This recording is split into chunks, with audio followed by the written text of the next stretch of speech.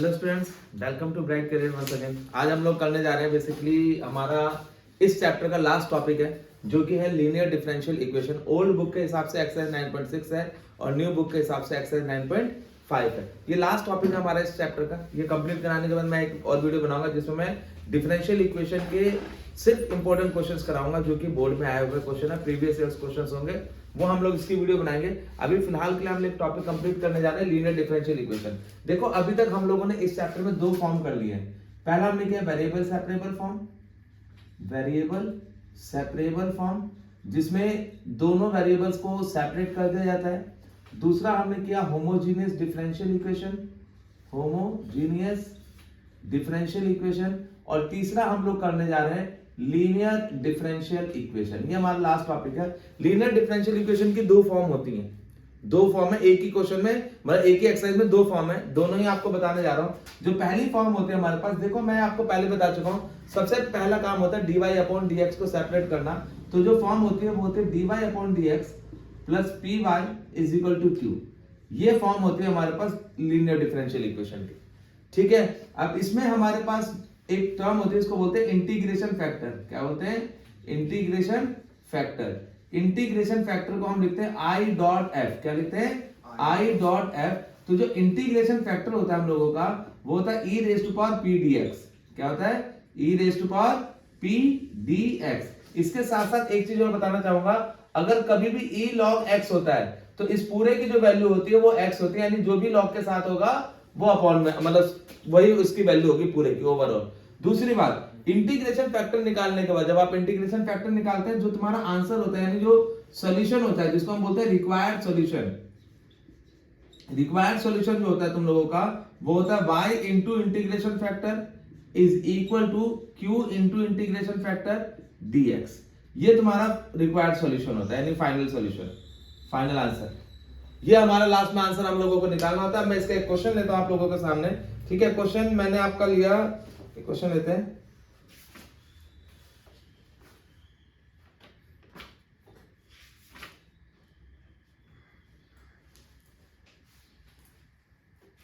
Example number 20। Example number 20 हम लोग ले रहे हैं ओल्ड बुक के हिसाब से। एग्जाम्पल नंबर 20, क्वेश्चन देखते हैं जरा। क्वेश्चन है मेरे पास, find the general solution of the differential equation x dy over dx plus 2y is equal to x square. ये फॉर्म है।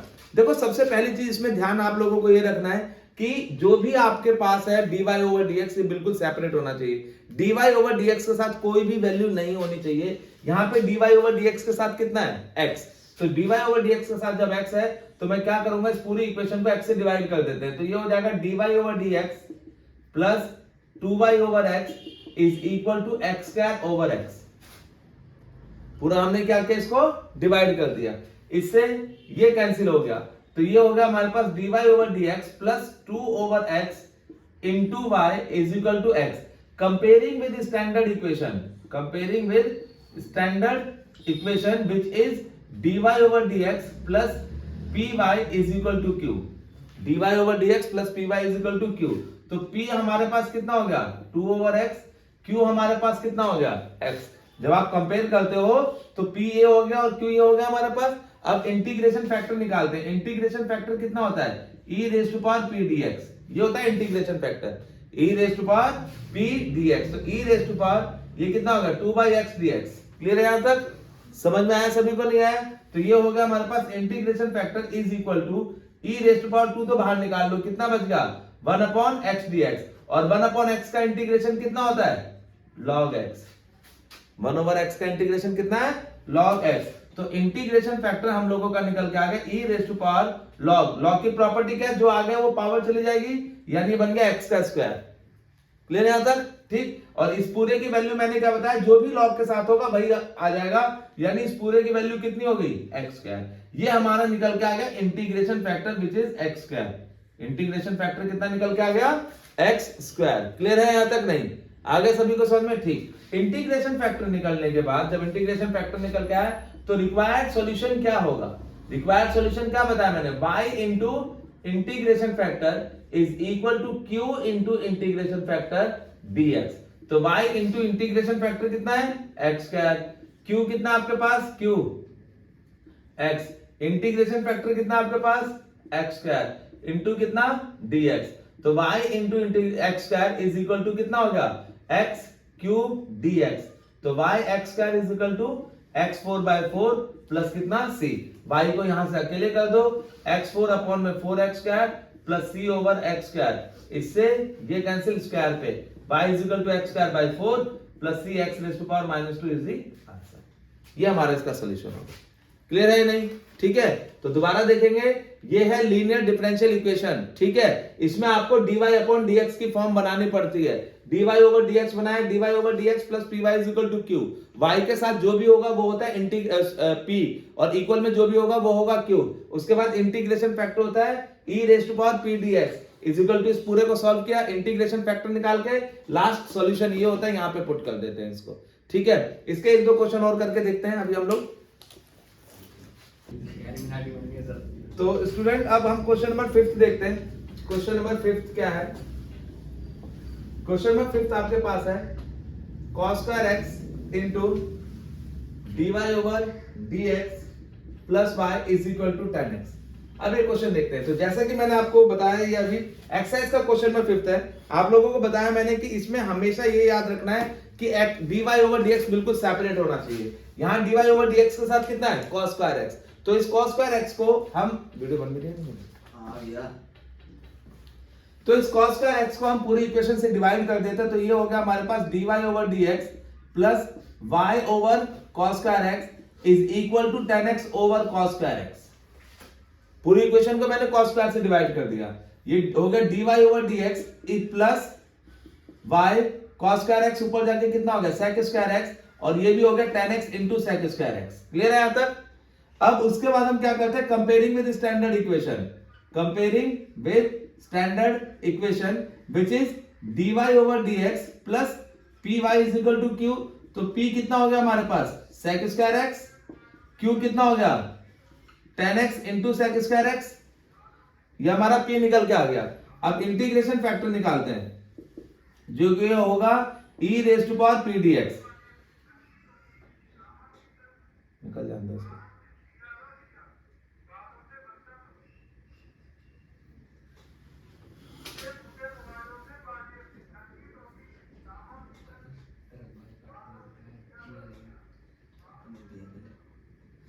ठीक है, तो चलो e raise to power p dx हो गया, यानी कि e रेज़ टू पावर कितना हो गया sec square x dx।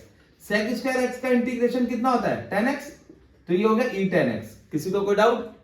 Clear है यहां तक? इंटीग्रेशन फैक्टर मेरा ये आ गया। अब हम क्या लेते हैं, required solution. Required solution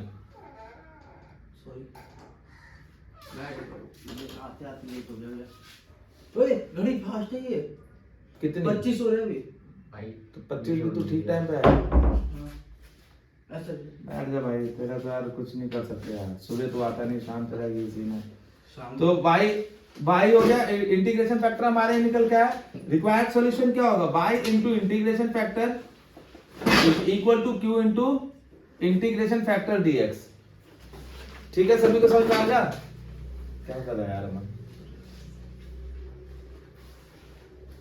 integration factor हमारा कितना है e raise to power tan x is equal to q कितना है तुम्हारे पास tan x sec square x इंटू e raise to power tan x dx। Clear है सभी को? नहीं? ठीक है, आप देखो इसमें क्या हो सकता है। आप अगर इसका इंटीग्रेशन देखते हो तो इसमें पुट कर दो tan x is equal to t, tan x t put कर दो, ये कितना हो गया sec स्क्वायर x, ये कितना होगा dt ओवर dx, यानी कि dx is equal to dt over कितना sec स्क्वायर x, ये हो गया y e tan x is equal to, इसको आप t मान चुके हो, इसका डेरिवेटिव भी आ गया हमारे पास sec स्क्वायर x, ये रहा e की पावर t हो गया, और dx की वैल्यू कितनी हो गई dt over sec square x। इससे इंटीग्रेशन बाय पार्ट्स अब लग जाएगा यहाँ पे, ये होगा y into e raise to power tan x is equal to t e t dt, ये हो गया। अब ये दोनों क्या है, वेरिएबल है, इसमें क्या लग रहा है, बाय पार्ट्स का रूल दिख रहा होगा। ये तुम्हारा क्या होगा फर्स्ट, ये क्या होगा सेकंड, रूल अप्लाई करते हैं। रूल क्या है, first into integration of second, तो ईटी का integration ET minus integration of derivative of first into integration of second, फिर इस पूरे का इंटीग्रेशन, तो ये हो गया y into e tan t is equal to t into e t minus 1 into e t d t. Clear है? ये हो गया हमारे पास y e t is equal to t into e t minus e t का integration कितना हो गया दोबारा से e t plus c. Clear है यहां तक सभी को? यहां से y को अकेले करो, y अगर मैं अकेले करूंगा ई टेन टी था ना, पूरा 10x था, सॉरी ई टेन एक्स है हमारा। उसके बाद यहां पे जो वैल्यू है आपके पास, आप क्या करेंगे इसमें, t किसको माना था आपने, 10x को, तो यहां पे पुट कर दो। ये आपके पास है y into e ten x is equal to t की जगह पे क्या रख देंगे 10x into e ten x minus e ten x plus c. y को सेपरेट करते हैं, तो y को सेपरेट करोगे कितना हो जाएगा तुम्हारे पास 10x into e ten x upon ई ten x minus e ten x upon ई टेन एक्स प्लस सी अपॉन ई टेन एक्स। इससे ये कैंसिल, इससे ये कैंसिल, तो y इज इक्वल टू बच गया 10x minus 1 plus c into e raise to power 10x raise to power minus 1 answer. ये हमारा solution है।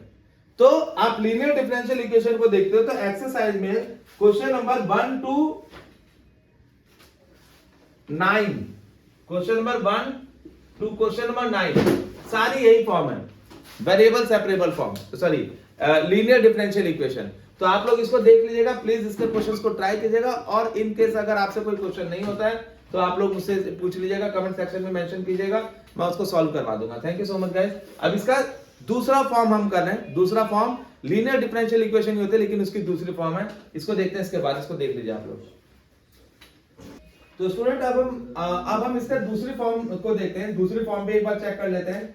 दूसरी फॉर्म है हमारे पास dx over dy plus rx is equal to s। Difference देखो, वहां dy ओवर dx होता है, वहां dy ओवर dx है, यहां dx ओवर dy होगा।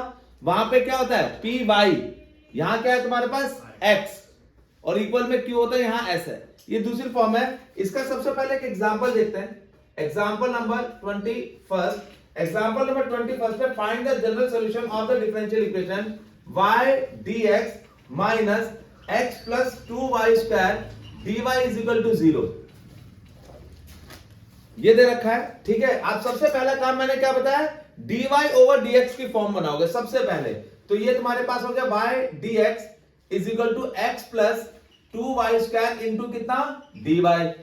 मैंने क्या बताया dy ओवर dx, तो ये dx इसके अपॉन में जाएगा और ये पूरा अपॉन में इसके, तो ये हो गया dy over dx is equal to y over x plus 2y square. अब ध्यान से समझना, देखो इसके बाद ये क्या कर सकते हैं आप, वेरिएबल सेपरेबल है नहीं, सेपरेट आप नहीं कर सकते इसको, ठीक है। अपॉन में प्लस में है तो ये सेपरेट तो किसी हाल में नहीं होगा। दूसरा, होमोजीनियस ये है नहीं, क्योंकि होमोजीनियस में मैंने आप लोगों को बताया था कि इनकी पावर सेम होती है, तो पावर्स भी सेम नहीं है, तो ये होमोजीनियस भी नहीं है, ये दूसरा होमोजीनियस भी नहीं है। तीसरा आता है linear differential equation. Linear differential equation भी नहीं बन पा रही है हमारे पास, क्योंकि यहां पे नीचे अपॉन में प्लस में है, और प्लस में अगर अपॉन में है तो उसको आप सेपरेट नहीं कर सकते, अलग अलग नहीं कर सकते। तो मैं एक काम करता हूं, इसको पलट के देखता हूं, मींस इसको कर देते हैं dx अपॉन dy। तो ये हो गया x plus 2y square upon y। अब सेपरेट हो सकते हैं ये कैसे, dx over dy is equal to x upon y plus 2y square upon y। समझ में आई बात, नहीं आई? क्लियर है? क्या किया मैंने, दोबारा देखो, dy अपॉन dx का देखो, ये जब ऊपर प्लस होता है ना तो ये अलग अलग हो सकते हैं, लेकिन ये नीचे प्लस है तो ये सेपरेट नहीं हो सकते, ठीक है। तो इसी वजह से मैंने इनको चेंज कर दिया, इंटरचेंज कर दिया दोनों तरफ चेंज किया। यहाँ x अपॉन y हो गया, 2y स्क्वायर अपॉन y हो गया, ये y से y कैंसिल हो गया, तो ये मेरे पास हो गया dx ओवर dy। आप देखो क्या होता है rx, यानी x वाली टर्म इधर आएगी, minus x upon y is equal to कितना 2y। क्लियर है? ठीक, तो ये हो गया हमारे पास dx over dy plus minus 1 upon y into कितना x इज इक्वल टू कितना 2y। क्लियर है सभी को यहां तक? Comparing with standard equation, comparing with standard equation which is dx over dy plus rx is equal to s. तो we get r कितना हो गया -1/y, s कितना हो गया 2y. निकालेंगे क्या? Integration factor. अच्छा इसमें मैं लिखवाना भूल गया, चलो मैं यही बता देता हूं. इंटीग्रेशन फैक्टर इस फॉर्म में जो होता है वो होता है e raised to power p dy, sorry p कह रहा हूं r dy. वहां क्या होता है p dx, क्या होता है वहां पे p dx. तो ये हो गया हमारे पास e raised to power -1/y dy. 1/y का इंटीग्रेशन कितना हो गया log y, यानी हो गया माइनस log y. ये माइनस है आपका यहाँ पे, माइनस पावर चली जाएगी यानी कितना हो जाएगा e raised to power log y raised to power -1. मैंने क्या बताया था log e1, तो इस पूरे की वैल्यू कितनी हो गई y raised to power -1. ये इंटीग्रेशन फैक्टर हो गया. इंटीग्रेशन फैक्टर निकालने के बाद निकालते हैं रिक्वायर्ड सॉल्यूशन. तो रिक्वायर्ड सॉल्यूशन क्या होता है इसका? x into integration factor is equal to s into integration factor dy. समझ में आ गया? दोनों में डिफरेंस दिख गया. वहां क्या होता है y into integration factor is equal to q into integration factor, ये होता है ना. यहां पे डिफरेंस आ गया. ठीक, x ये रहा, इंटीग्रेशन फैक्टर कितना है y रेज़ टू पावर -1. यहां पे s कितना आपके पास, s कितना निकला था 2y. इंटीग्रेशन फैक्टर कितना है y raise to power -1 dy, यानी x upon y is equal to, y से y कैंसिल 2 dy, यानी कि ये पूरा आ गया x upon y is equal to 2y plus c. तो x को सेपरेट कर देंगे, 2y² plus cy is the answer. ये हमारी दूसरी फॉर्म है इसकी. ठीक है, अब इसके जैसे 3 क्वेश्चन है आप लोगों के पास. कौन कौन से क्वेश्चन है वो देखेंगे जरा. इसके आप एग्जांपल जरूर कर लीजिएगा क्योंकि एग्जांपल सारे इंपॉर्टेंट है.